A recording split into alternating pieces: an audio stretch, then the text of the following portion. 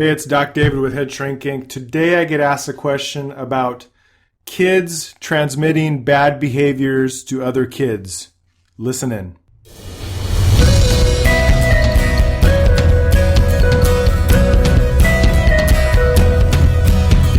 You are listening to Head Shrink Inc., where two therapists talk about relationships, challenges, and life. Hey there, it's Doc David with Head Shrink Inc., and I got another question. If you have a question for me, you can email it to headshrinkinc@gmail.com, and I probably will answer it in a podcast. So today's question comes from Joe. Again, I don't know if that's his real name or if that's a pseudonym. Joe, the subject is learning bad manners. So Joe writes in, Dear Doc David, my family spends a lot of time with my brother's family. Unfortunately, his children don't have very good manners, and my much younger children are learning rude behaviors from them.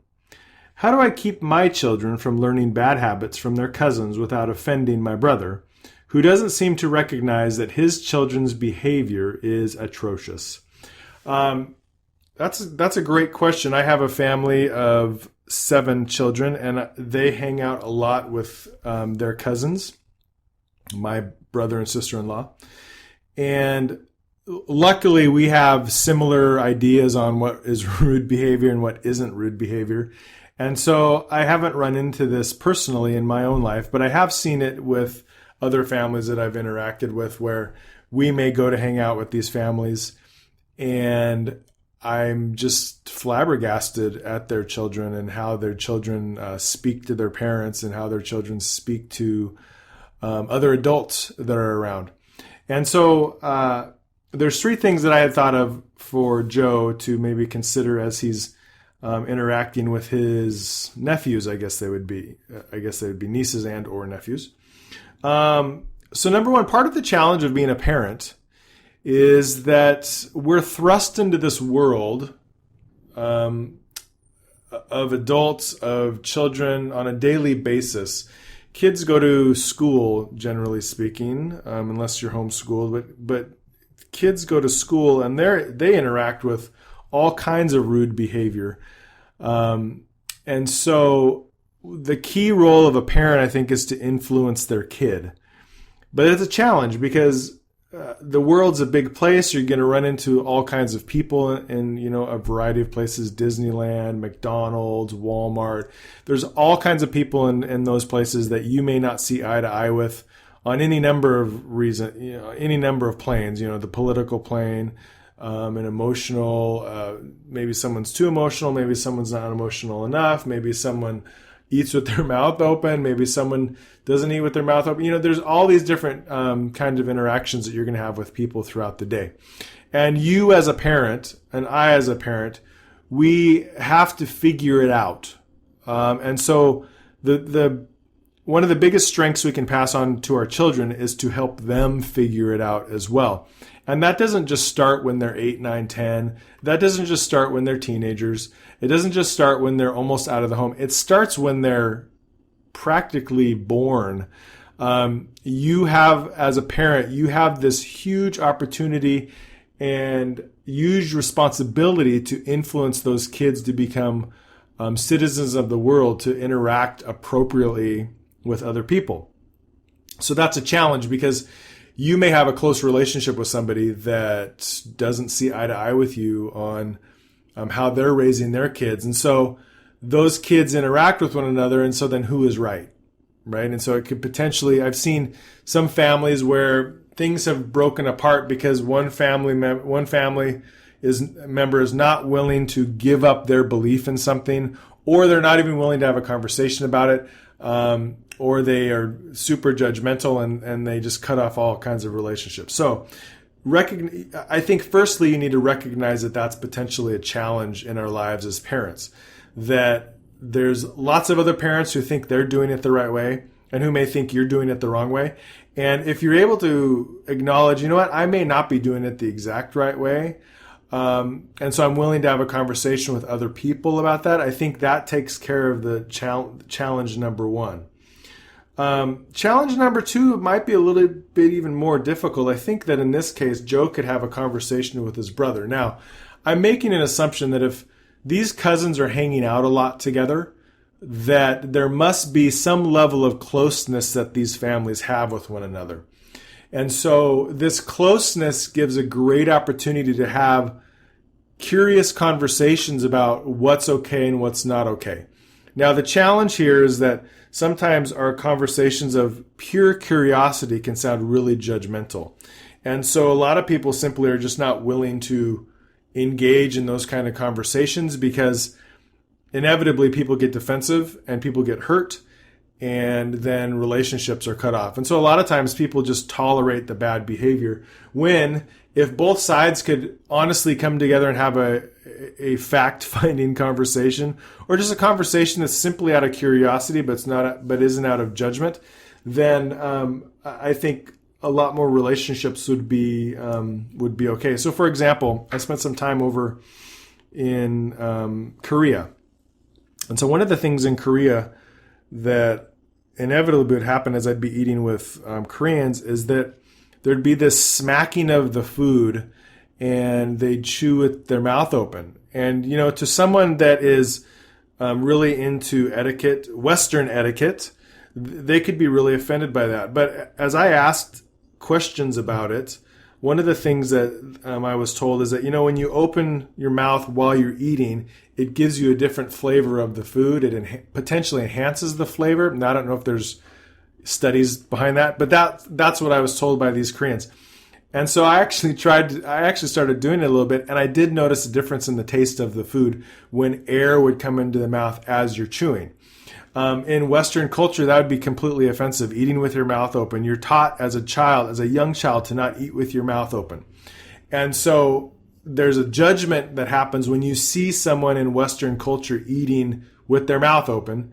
You make a judgment about them like, oh, what a bunch of slobs. Oh, I can't believe that they have such bad table manners.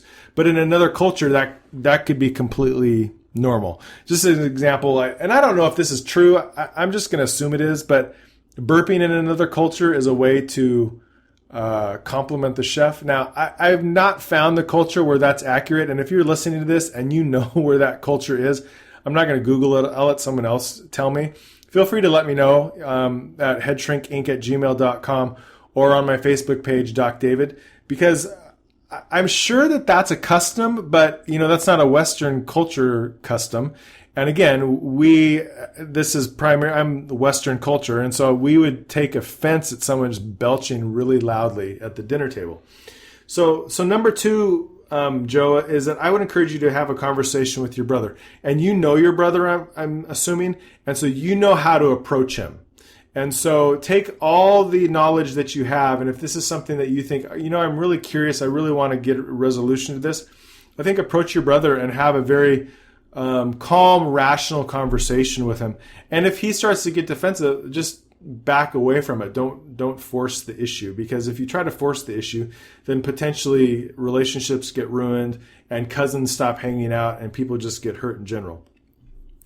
A third thing I would question is, like, when you say that there's these that they don't have good manners and they're learning these rude behaviors, I would be curious to know if it's reasonable what you are thinking of as rude behavior. A lot of times, reasonable is a great word, because if they're putting their elbows on the table and you're teaching your children not to put elbows on the table, I don't think that's reasonable to say that that's that's rude behavior and that's this horrible bad habit. If they are, not washing their hands before they come to the dinner table, that's kind of gross, but some people are okay with that. I don't consider that rude behavior. So I think the question you need to ask yourself is, this behavior that I think is rude, would most people think it's unreasonable, or would most people think, oh, that's reasonable that they're doing something like that? That is a good judgment on a lot of things that you maybe get bothered of with people, is that if you ask that question, is that behavior that they're doing, is it reasonable? If a person's a close talker, let's say they talk really close to you, and you're so offended by it, well, is that reasonable or unreasonable? I don't think it's unreasonable. That's just how they kind of interact with people. It's how they talk. But if every time you interact with somebody, they are gossiping, they are negative, they are down, they're never happy with you about things that you're happy with, I think that over time that becomes unreasonable. And so you need to ask yourself and be honest, are these behaviors that these children are doing that you think are rude, are they really rude, or are they kind of things that you just don't like? Now, the fourth thing that I'm going to encourage you to do, and I think out of all the suggestions that I'm giving you, the fourth thing is the most important because it covers everything that you do as a parent. You need to have consistent conversations with your kids because you as the parent are supposed to be the most influential one in that kid's life. And between 0 and about 12, 0 and about 13, you are the most influential person in that life. From 13 on, you start to take a back seat as they become more independent, as they listen to their friends, as they listen to the teachers that they're interacting with. And hopefully a lot of those messages that you instilled in them and that you were influential about from 0 to 13 have taken hold. And so I would encourage you to have consistent conversation with your kids about this behavior that the cousins do, that's okay in their house, but in your house, that's not okay. And so then you need to start learning self-control. You need to start learning to be a leader and not a sheep. Those are great conversations that you can have with your kid. It's all about being consistent with them and having those consistent conversations with them. Because if your kid comes home, they do this rude behavior and you just get angry at them, you're not teaching them anything. But if they come home and they do this behavior, it's such a great opportunity to sit with them and have a very clear conversation about what happens in the Joe household and how this kind of behavior is not okay in the Joe household. And you have consistent conversations like that. And I think your kids will eventually learn, okay, there's a way that the Joe family interacts in the world, and then there's a way that the cousins family interacts in the world, and we're two different people, which is true. We are all different people. We need to learn to tolerate one another. And so I think that's like one of the most important things as parents that we can do with our kids is to have consistent conversations about expectations that we have for our children. Hey, thanks for listening. If you have a question, feel free to email me at headshrinkinc@gmail.com. I would love you to share this podcast with your friends if you find that it's helpful. You can also give me a like on my Doc David page on Facebook. Take care. Have a great week.